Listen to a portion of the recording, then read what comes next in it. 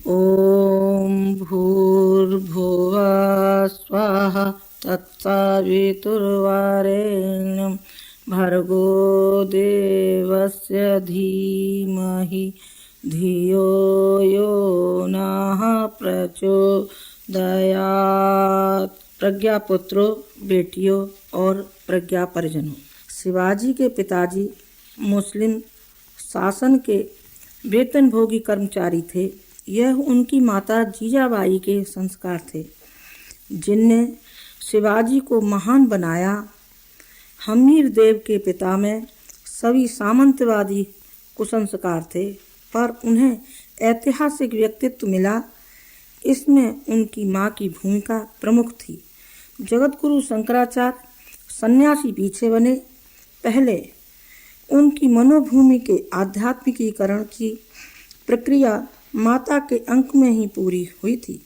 विश्व विजेता नेपोलियन के पिता साधारण सिपाही थे। उनके अंतःकरण में अजय संकल्प शक्ति का बीज उनकी मां ने आरोपित किया था। यह तो माताओं की बात हुई। पुरुष के निर्माण में नारी का प्रतिबिंब सहधर्मिणी धर्मपत्नी स्वरूप उससे कम गर्मा युक्त नहीं। एक पुलिस कोतवाल के बिगड़े हुए बेटे मुंशीराम, जिन्हें छोटी उम्र से ही जुआ, शराब आदि दुर्गुणों विरासत में मिले थे, किंतु अपने पवित्र साहचर्य से आर्य समाज के मूर्धन्य मनीषी के रूप में ढालने वाली उनकी पत्नी थी। सरदार चूड़ावत को कौन जानता यदि उनकी सहधर्मिणी हाड़ा रानी ने राष्ट्र, जाति एवं संस्कृति के लिए मर मिटने का प्राण न फूंका होता। भावी की पवित्र प्रेरणाओं ने सरदार भगत सिंह को इतिहास पुरुष बना दिया और वीर बहन उत्तरा ने शंख जैसे कायर भाई को महान योद्धा बनने का पथ प्रशस्त किया। ये उदाहरण इस बात के प्रमाण हैं कि पारिवारिक जीवन में पुरुष और नारी दोनों की समानता होते हुए भी मुख्य भूमिका किसकी है, यह तय करना हो तो ध्यान स्त्री पर अपने आप केंद्रित हो जाता है, क्योंकि अंतरंग व्यवस्था से लेकर पारिवारिक जीवन स्नेह, संवेदना, करुणा और ममता का मूल स्रोत वही है। इन गुणों के कारण परिवार का प्रत्येक सदस्य उसके निकट का हो जाता है और प्रभावित होता है। इससे स्पष्ट है कि किसी परिवार की सुख, शांति, समुन्नति का अनुमान करना हो तो सर्वप्रथम उस परिवार में स्त्रियों की स्थिति का मूल्यांकन करना अनिवार्य हो जाएगा।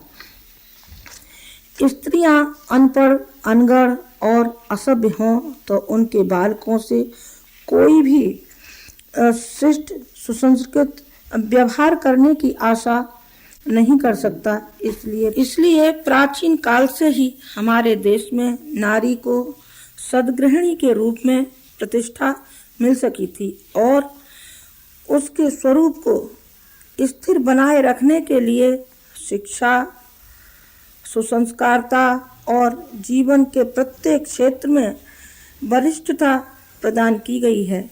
सीताराम, गौरी शंकर, लक्ष्मी नारायण, राधे श्याम आदि शब्द नारी जाति की सजीव गरिमा का ही उद्घोष करते हैं।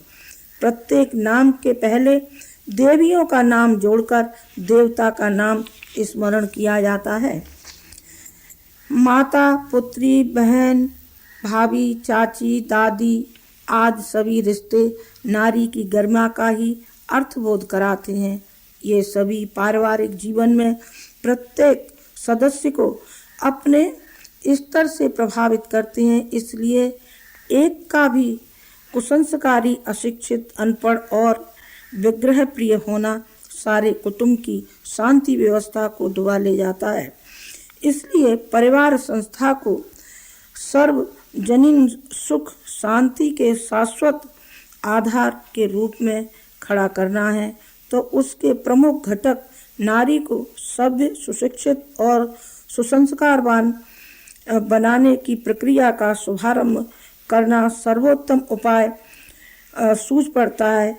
इस सुनिश्चित तथ्य को हमारे ऋषि मनीषियों ने सभ्यता के आरंभिक दिनों में जान लिया था।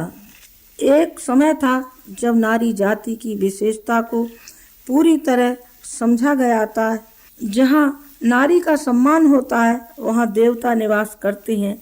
इस एक वाक्य से भारत के अतीत की झलक मिल जाती है। इस देश के 33 करोड़ नागरिकों को यदि देवता के सम्मानास्पद विशेषण से संबोधित किया गया तो स्पष्ट है कि यहाँ नारी समाज को बहुत सम्मान मिला होगा। कौशल्या, सुमित्रा, सुनीति और सीता जैसी सुगृहिणियाँ गार्गी, मैत्रेयी, घोषा, इला और विश्वाधारा, अपाला, अरुंधति जैसी ब्रह्मवादी ऋषि और सम्रांगण में बैरियों के दांत खट्टे करने वाली केकई, सुभद्रा जैसी वीरांगना इन्हीं देवियों की देन है। रूढ़ी अंधविश्वासी का हे चिंतन प्राचीन भारत में कभी स्थान पा नहीं सका था। पारिवारिक उत्तरदायित्वों से लेकर शिक्षा, संस्कृति, समाज तथा शासन कोई भी ऐसा क्षेत्र नहीं रहा जिसमें भारतीय नारी का योगदान पुरुषों से कम रहा हो। कैयट ने व्याकरण शास्त्र लिखा, उसके अधिकांश श्लोक उनकी पत्नी भामती ने लिखे थे। याज्ञवल्क्य जैसे प्रकांड पंडित को विदुषी गार्गी के पांडित्य का लोहा मानना पड़ा था।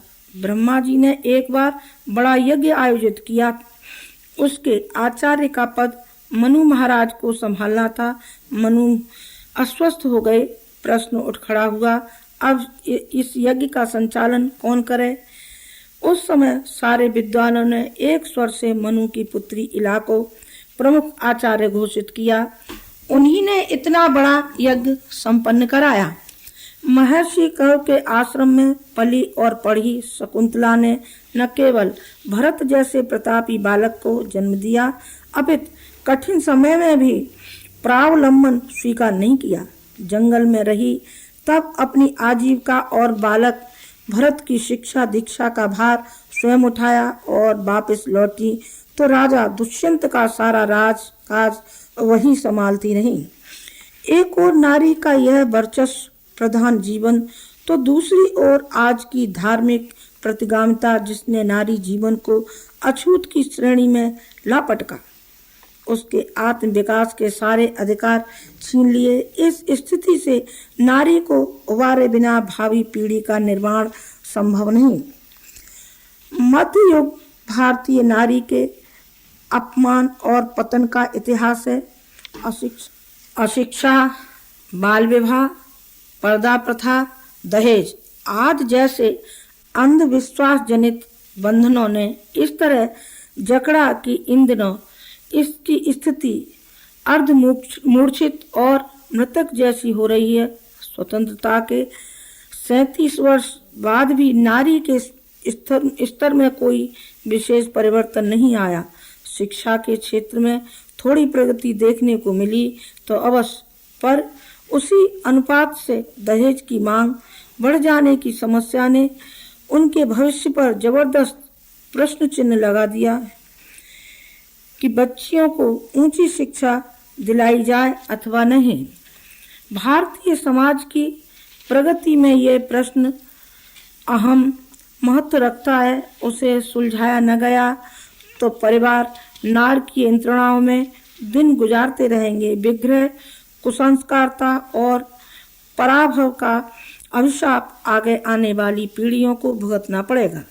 चिंतन और चरित्र की उत्कृष्ट धरोहरों से विमुख, उद्दंड, आवारा और सब तरह से हेय कर्मों में लिप्त संतानें यहाँ के समुदाय में जिनमें पनपे तो कोई आश्चर्य नहीं समझा जाना चाहिए। भावनाओं की दृष्टि से भारतीय नारी का स्थान आज भी सारे संसार से ऊंचा है। इस संदर्भ में लाला लाजपत राय की आत्मकथा का वह अंश याद आ जाता है। घर की महिलाएं मंगल करवा चौथ का व्रत कर रही थी। उनके नन्हे नाती ने प्रश्न किया, बाबा आज दादी मम्मी ने भोजन क्यों नहीं किया? लाला जी ने बताया, वे व्रत कर रही हैं। बच्चे के मुंह से फिर प्रश्न उभरा, फिर आपने और पापा जी ने ऐसा क्यों नहीं किया? उत्तर में लाला जी ने सुदूर अतीत का स्मरण कराते हुए कहा, बेटा हर भारतीय नारी में श्रेष्ठता के संस्कार जन्मजात होते हैं, इसलिए पुरुषों को आशंका नहीं रहती उन्हें खराब पत्नी मिलेगी, किंतु हर पुरुष चरित्रनिष्ठ और सदाचारी होगा, इसमें संदेह है। महिलाएं इसीलिए व्रत उपवास करती हैं ताकि अच्छा ही घर मिले।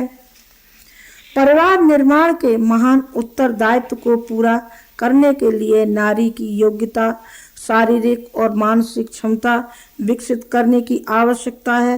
पर्दे में रहने, चक्की, चूल्हे और प्रजनन के अत्यधिक दबाव में रहने से शरीर स्वास्थ्य तो चौपट हुआ ही है, कुंठाग्रस्त मस्तिष्क किसी काम का नहीं रह गया।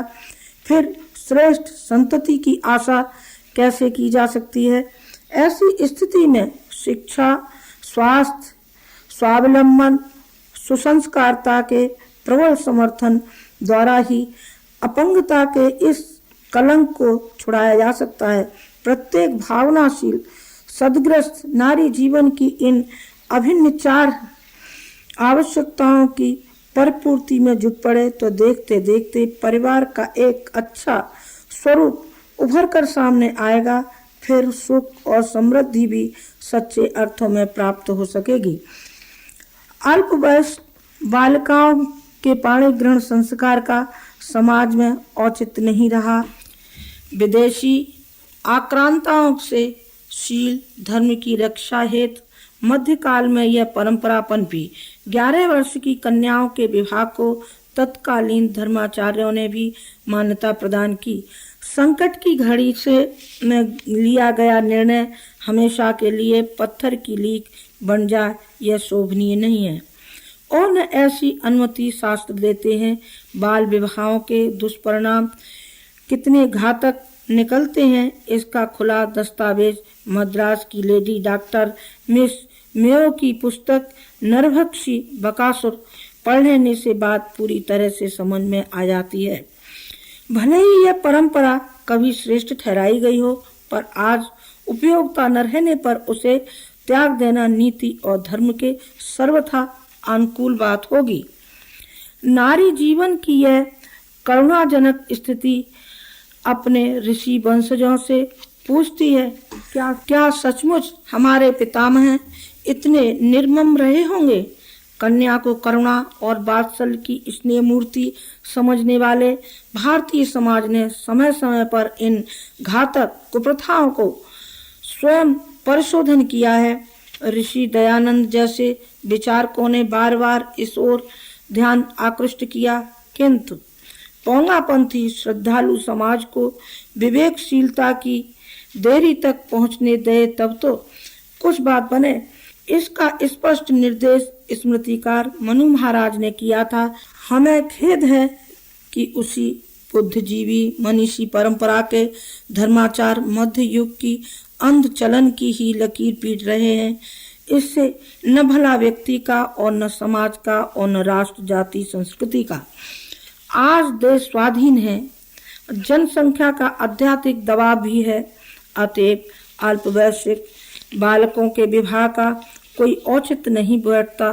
दमयंती अकेली जंगल में भटक गई, तब एक बहेलिये से आत्मरक्षा के लिए उन्हें शरीर बल का ही सहारा लेना पड़ा था।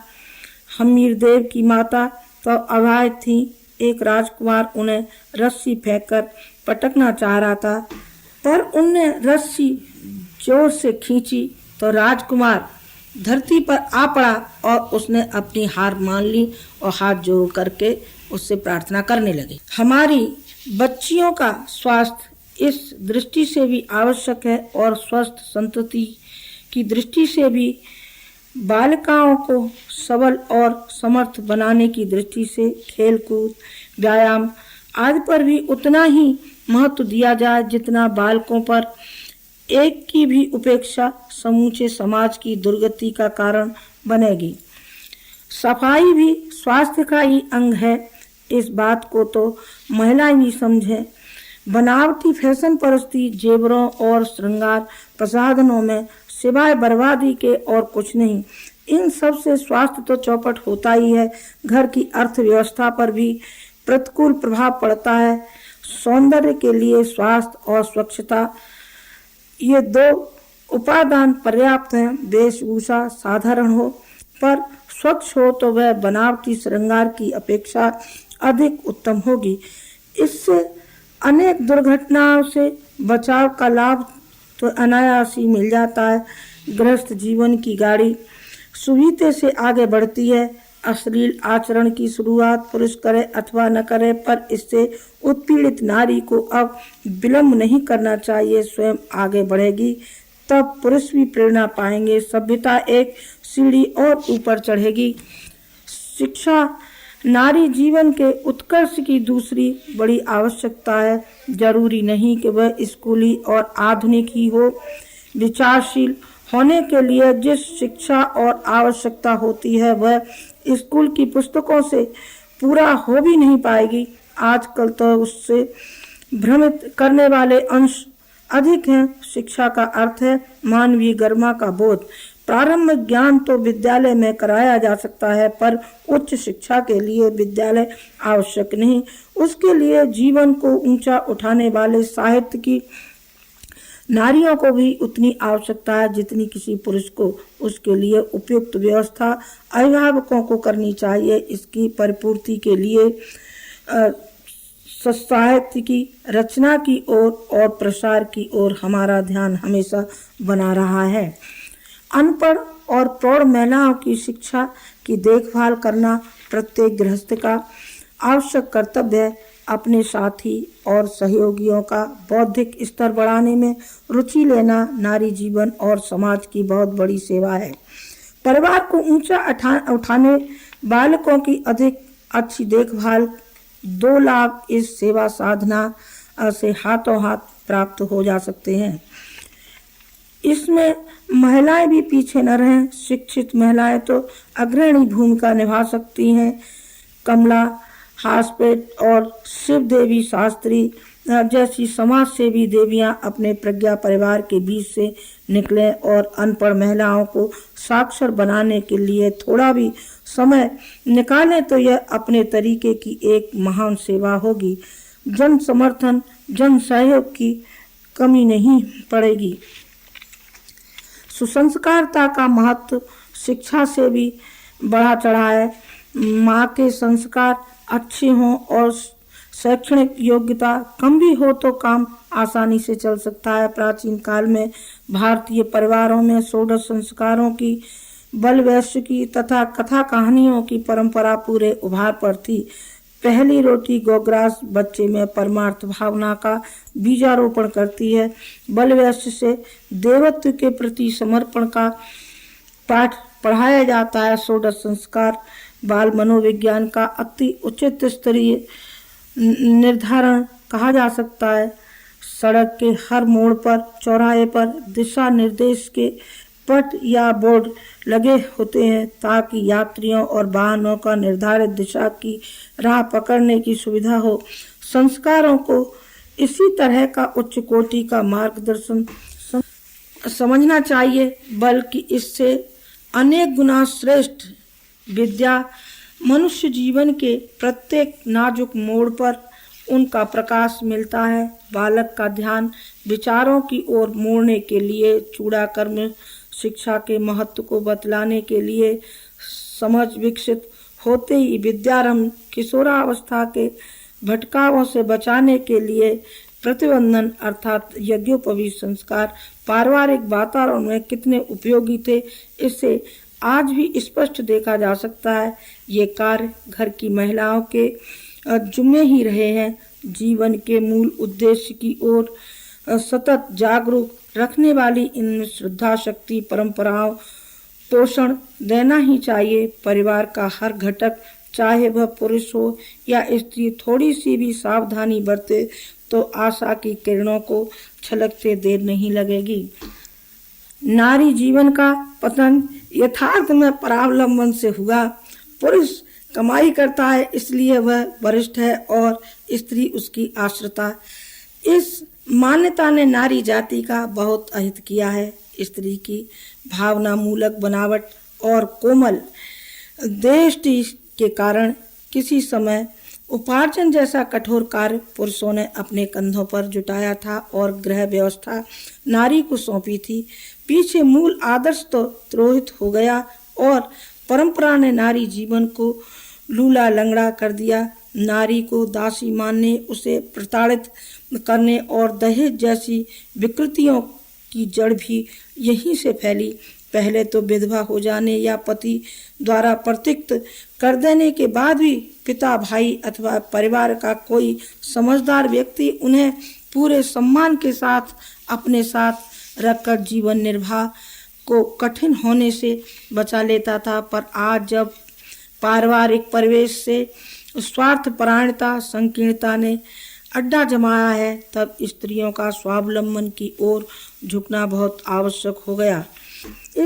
इससे जहां इन दिनों नारी जीवन से आत्महीनता की ग्रंथियां टूटेंगी, वहीं वे संकट के समय अपनी गृहस्थी का बोझ संभालने के लिए पर मुखापेक्षी नहीं बनेंगी।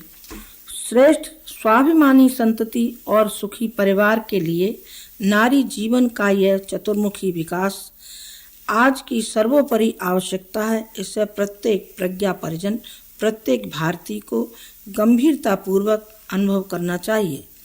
इसके लिए आवश्यक कदम उठाने से किसी को भी हिचकिचाना नहीं चाहिए। इसमें किसी प्रकार की कोई भी धार्मिक मान्यता आड़े नहीं आएगी। जो लोग नारी को लांछित करते हैं, उन्हें धार्मिक अधिकारों से प्रतिबंधित ठहराते हैं, उन्हें सर्वप्रथम अपने प्राचीन काल के ग्रंथों को जलाना होगा ताकि उनके इस अधिकार का समर्थन करने वाले साक्ष्य शेष न रहे। पति की उदासीनता सहन न करने पर अपाला ने उच्च स्तरीय साधनाएं संपन्न की, तभी वे मंत्र दृष्टा ऋषि हो पाई। राम वंश के यथार्थ इतिहास का वाल्मीकि ने अपनी रामायण में लिखा है। जब सीता जी का अपहरण हो गया और भगवान राम उन्हें खोजने चले तो उन्होंने लक्ष्मण से कहा, तात सायंकाल हो रहा है, सीता जी को जलाशय के किनारे संध्या वंदन बहुत प्रिय है, चलो उन्हें नदी किनारे ढूंढें। यह उदाहरण इस बात के प्रमाण है कि नारी का आत्मिक स्तर पुरुष से कतई कम नहीं। इस तथ्य की खोज हिंदू धर्म के प्राण महामना मदन मोहन मालवीय ने स्वयं कराई थी। उन्होंने विद्वानों की एक कमेटी नियुक्त की थी जिसने यह निष्कर्ष दिया था कि स्त्रियों को धार्मिक अधिकार पुरुषों से कम नहीं। तभी से बनारस हिंदू यूनिवर्सिटी में कन्याओं को वेद पढ़ाया जाने लगा। इतना होने पर भी यदि कोई नारी जीवन के अपावन आश्रित होने की मान्यता पनपती रही तो इस देश की महानता को फिर से विकसित कर सकना कभी भी संभव न होगा, जो हमें प्राचीन काल में प्राप्त हुई थी। ओम शांति।